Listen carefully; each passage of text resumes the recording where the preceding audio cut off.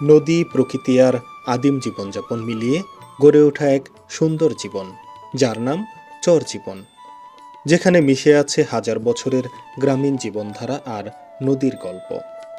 জীবনের রূপ, রস আর গন্ধের মিশ্রণে গড়া এক পুরনো সভ্যতা, যেখানে এখনো খুঁজে পাওয়া যায় সেই হারানো গ্রাম বাংলার প্রতিচ্ছবি। এপারে রয়েছে স্কুল, কলেজ, পাকা সড়ক। ওপারে জেগে ওঠা চরে মানুষের ভাঙাচোরা সংসার। আজ আমরা শোনাব সেই জীবনের কথা, যেখানে মিশে আছে দুঃখ আর সুখের গল্প, যেখানে হৃদয় পাতলে এখনো শোনা যায় বোবা কান্নার আওয়াজ। একদম নদীর পাড়ে বাড়ি? নিজের জমি।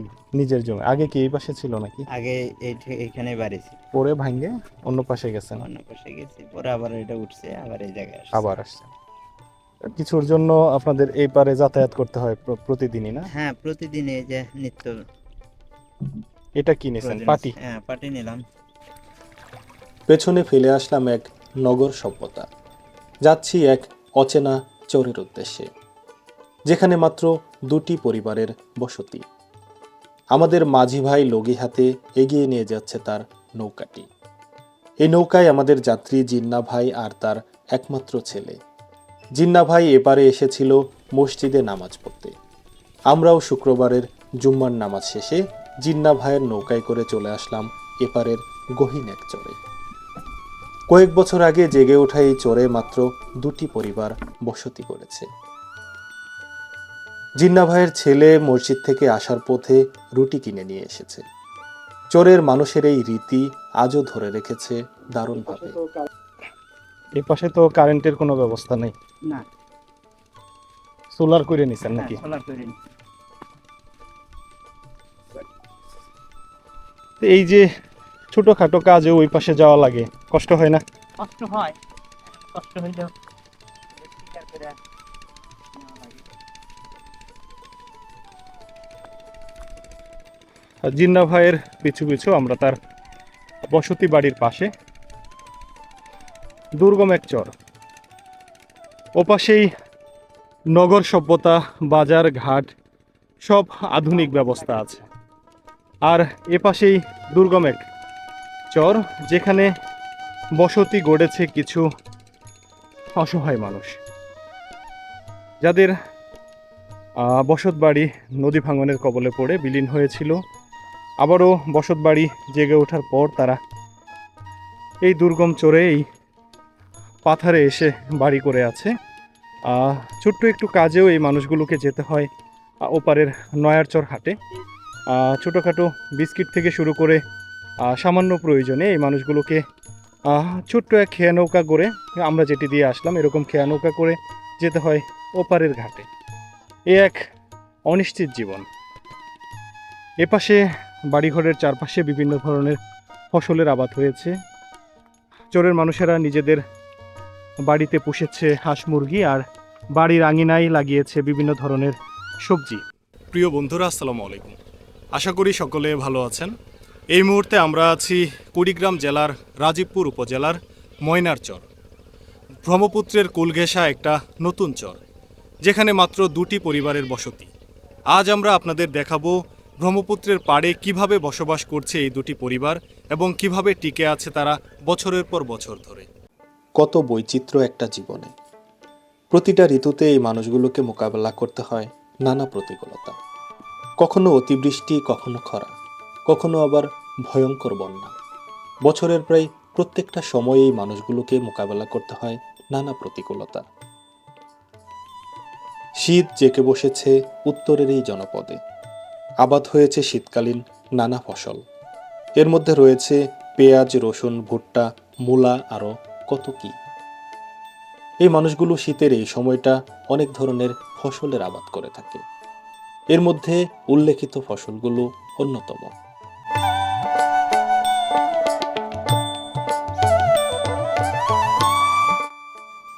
আধুনিকতা থেকে অনেক দূরে, এখানে এখনো মাটির গন্ধ পাওয়া যায় বাতাস আর প্রকৃতির মাঝে। এখানকার জীবন কঠিন আর বাস্তবতার চাদরে মোড়ানো। এখানে এখনো জাতিতে সুপারি কাটার শব্দ শোনা যায় কান পাতলে। মা চাচিরা এখনো বাটা ভরা পান নিয়ে শুরু করে গল্পের আসর। হারিয়ে ফেলা গ্রাম বাংলাকে ফিরে দেখা যায় এসব জনপদে। আদিম মায়ায় জড়ানো এক গ্রামীণ সভ্যতা, যেখানে খুঁজে পাওয়া যায় আমার প্রিয় বাংলার অমীয় সুধা।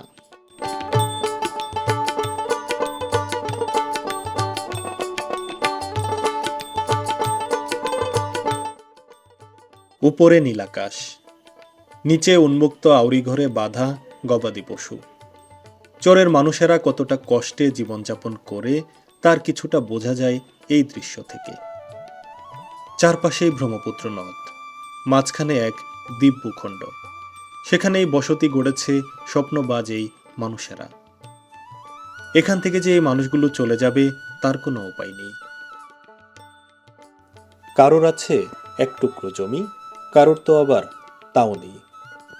এই মানুষগুলোর জীবন ধারণের একমাত্র অবলম্বন গবাদি পশু পালন আর আদি নিয়ে জমি আবাদ করা। এই মানুষগুলো বছরের পর বছর এভাবেই জীবন ধারণ করে আসছে। এখন আমরা যে পরিবারটিতে আছি, এই পরিবারে মাত্র 2 জন মানুষের বসতি। তাদের যে বসত ঘরটি, তার একেবারে নাজেহাল অবস্থা। আমরা যদি অন্য আরেকটি পরিবারে যাই, সেখানের চিত্র একই রকম। গোয়ালঘরে বাঁধা মহিষ। এই মহিষগুলো লালন পালন করে এই পরিবারটির জীবন ধারণ হয়। এই পরিবারটিতে 4 সদস্যের বসবাস, নেই এক টুকরো জমি। যে জমিতে বসত বাড়ি করে আছে, সেটিও অন্যের কাছ থেকে চেয়ে নেওয়া।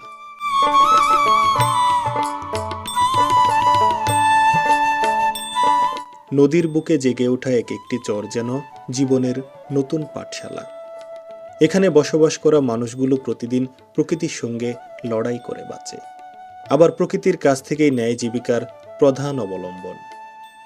চরের মানুষের কাছে গবাদি পশু শুধু সম্পদ নয়, পরিবার ঘনিষ্ঠ সঙ্গীও বটে। শুকনো মৌসুমে পানি কমে গেলে গবাদি পশুকে দূরের নদীর ধার পর্যন্ত নিয়ে যেতে হয় পানি খাওয়াতে। আবার বর্ষায় পানি বাড়লে তখন চর ডুবে যায়। তখন খড়, ধানের গুঁড়ি আর শুকনো ঘাস জোগাড় করাই বড় চ্যালেঞ্জ হয়ে ওঠে। অনেক পরিবার গবাদি পশু রক্ষা করতে বাঁশের খুঁটি দিয়ে উঁচু মাচা বানায়।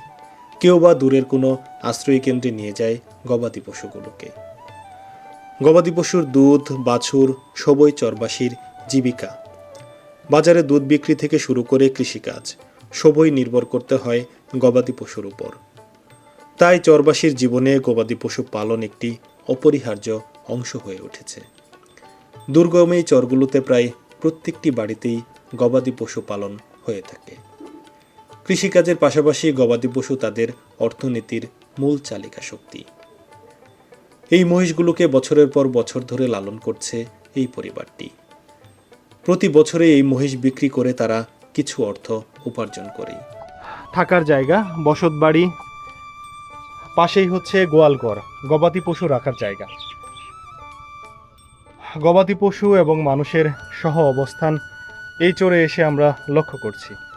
আমরা যেখানেই যাই, যে চরেই যাই, সেখানেই কোনো না কোনো পরিবার এমন পাই যেখানে গবাদি পশু আর মানুষ একসাথে বসবাস করে। দেখেন, ছোট্ট একটি ঘর, হয়তো 15 ফিট বাই 10 ফিট হবে ঘরটি।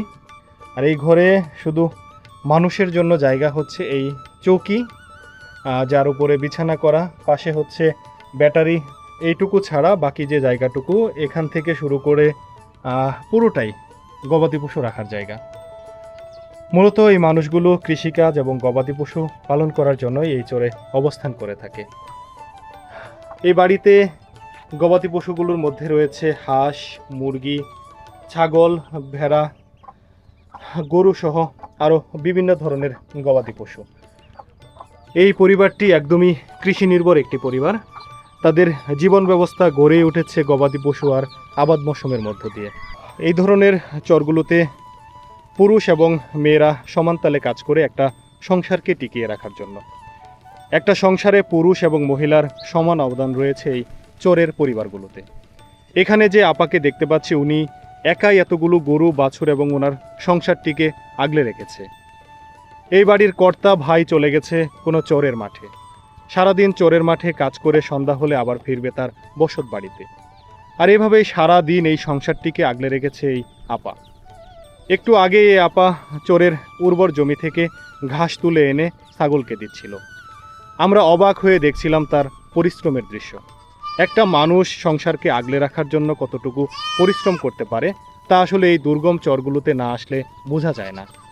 চোরের জীবন যে কতটা দুর্বিষহ তা এই বাড়ির চিত্র এবং এই বাড়ির মানুষের কর্মকাণ্ড দেখে ইতিমধ্যে আপনারা বুঝতে পেরেছেন।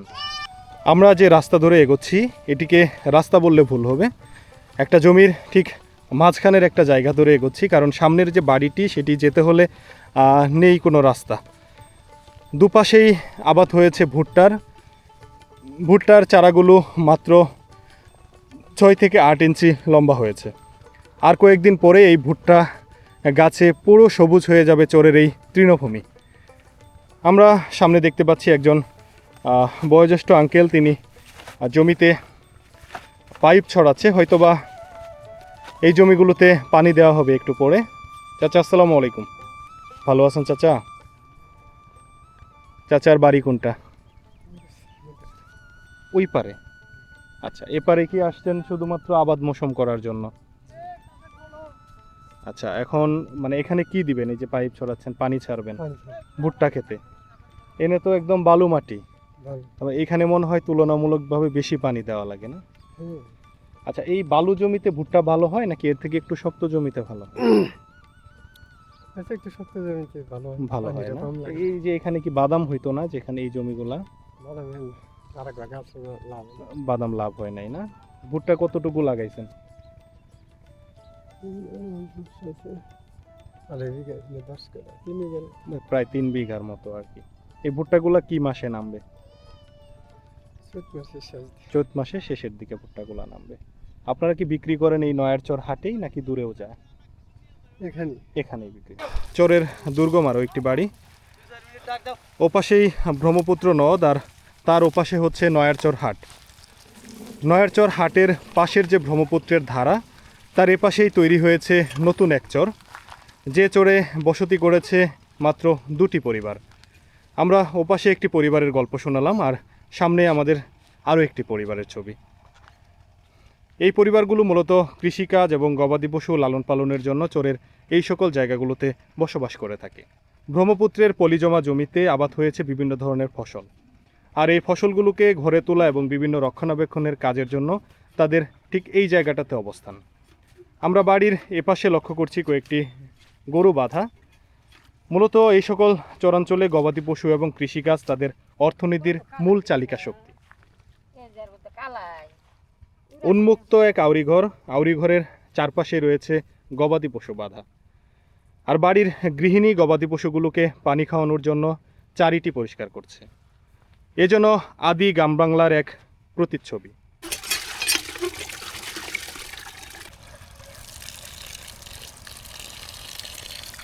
আপনি কি খেতে বিষ দিবেন? ভিটামিন। আচ্ছা, এটা দেওয়ার পর কি গাছের কি পরিবর্তন আসবে? পরিবর্তন গাছ কালা হবো, একটু কালার হবে না, সতেজ হবে। আপনারা এইখানে মূলত কি জাতের ভুট্টা লাগান? ভুট্টা তো ভাই বিভিন্ন জাতের, কেউ মানে এক এক কৃষক এক এক ধরনের ইয়া করে। দুর্জয় লাগায়, কেউ ডালিয়া লাগায়, কেউ আবার আপনার সম্রাট লাগায়। আচ্ছা না আমি তো ভাই জানি না বহুত। আচ্ছা, এখানে যে আপনার যে জমিগুলো, এই জমিগুলোর বেশিরভাগ জমির মালিক কি ওই পারের মানুষজন? ওই পারেরও আছে, এই পারেরও আছে, এই পারেরও আছে, অন্য অন্য চরের মানুষও আছে নাকি? সবগুলো ভাই বিভিন্ন জায়গায় গেছে তো, এরা আবার ওই আপনার করে খাস হতে দেয় বা আদি দিতে জায়গা। আচ্ছা আচ্ছা, আপনার এই চরটা জাগছে কত বছর আগে? 5-7 বছর রাখছে আর কি।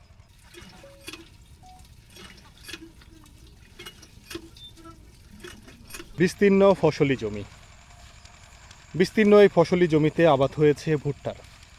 নানা জাতের ভুট্টার গাছে ভরে গেছে এই ফসলি মাঠ। আর 2 থেকে আড়াই মাস পর এই ভুট্টাগুলো বিক্রির উপযোগী হবে। তখন চরের কৃষকেরা যারা এতদিন থেকে পায়ের ঘাম মাথায় ফেলে, মাথার ঘাম পায়ে ফেলে আবাদ মৌসুম করছে, বিস্তীর্ণ ফসলি জমি, ওপাশের ব্রহ্মপুত্র থেকে উঠে আসা যে জমি, সেই জমিতে আবাদ হয়েছে বিভিন্ন জাতের ভুট্টার। আর 2 থেকে আড়াই মাস পর এই ভুট্টাগুলো ঘরে উঠবে।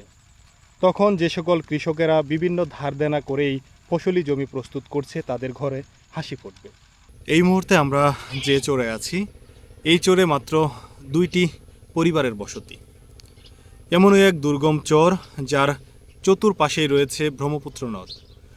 ব্রহ্মপুত্র নদের মাঝখানের এক দ্বীপ ভূখণ্ড, যেখানে 2টি পরিবার যাযাবর জীবনযাপন করছে।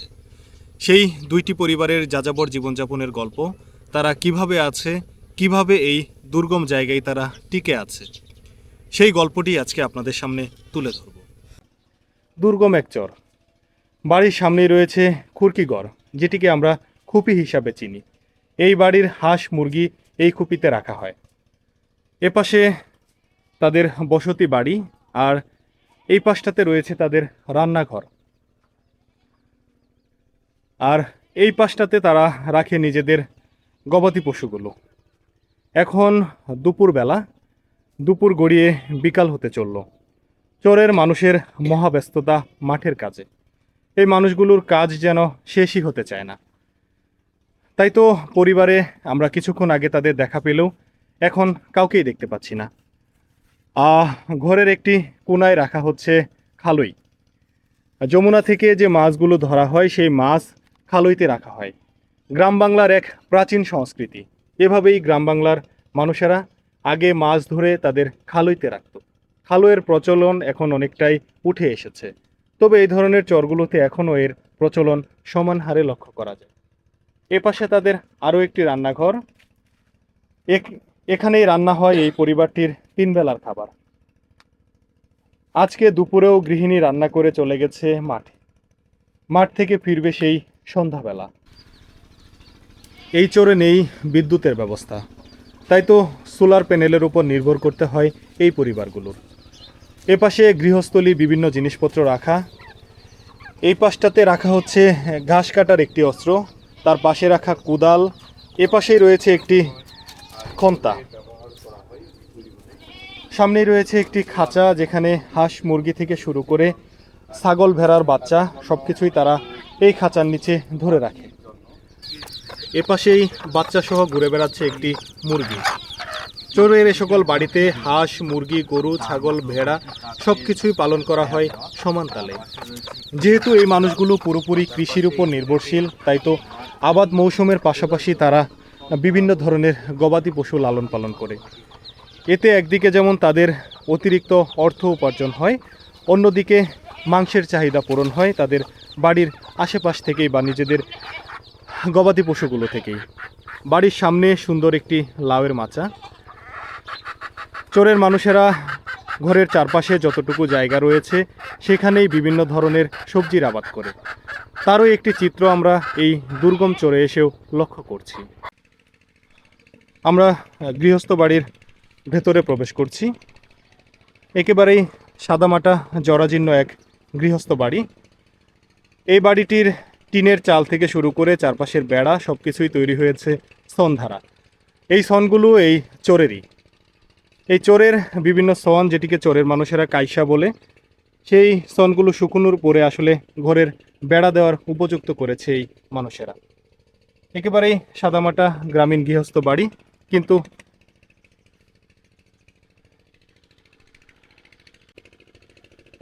সাদামাটা গ্রামীণ বাড়ি।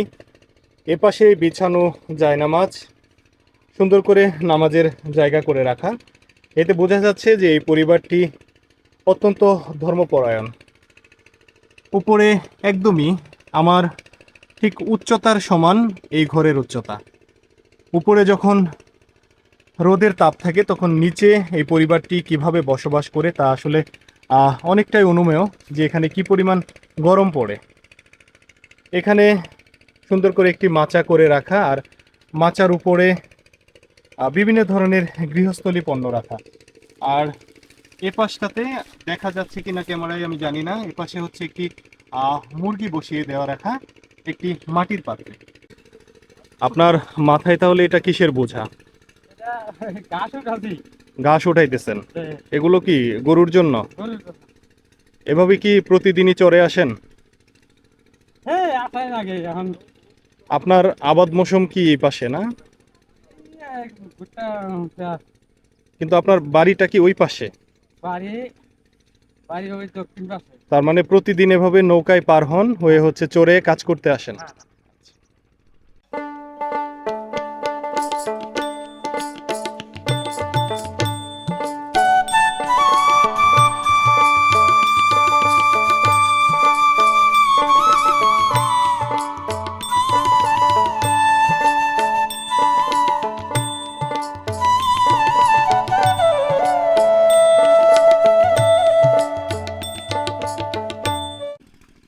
এবার কতটুকু জায়গা?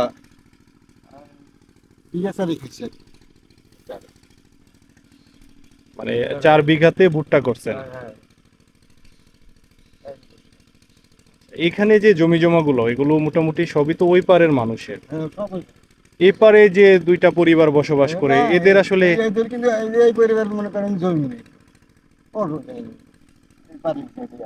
আচ্ছা, তার মানে হচ্ছে ওই আবার ওই সরে জমি আছে, এদের জমি আছে ওই সরে। আচ্ছা, তার মানে ওই পারের মানুষেরা এই পাশে আবাদ মৌসুম করে এসে সবাই। আপনি কি মোটামুটি প্রতিদিনই আসেন চরে? মাঝে মাঝে আসেন। দুর্গম এই ময়নার চর থেকে আমরা একমাত্র মেঠু পথ দিয়ে হেঁটে চলছি ব্রহ্মপুত্র পাড়ের দিকে।